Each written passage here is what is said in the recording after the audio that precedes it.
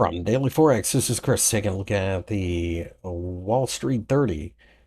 In my daily analysis of the Dow Jones Industrial Average, it's easy to see that we are very bullish, and I do think that eventually we go higher. However, we are getting a little bit exhausted, so I don't necessarily think it's going to be a shot straight up in the air.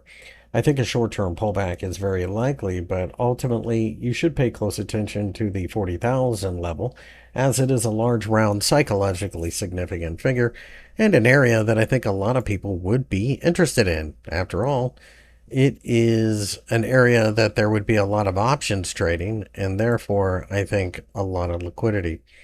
Regardless, this is a market that is still begging for cheap money out of the Federal Reserve, and it seems like people are still focusing on that potential. If we can break above the top of the candlestick for the trading session on Monday, then I think the Dow Jones 30 could go ripping much higher. If we were to break down below the 40,000 level, then I think you have a real shot at a move down to the 39,300 level, which is roughly where the 50-day EMA hangs about.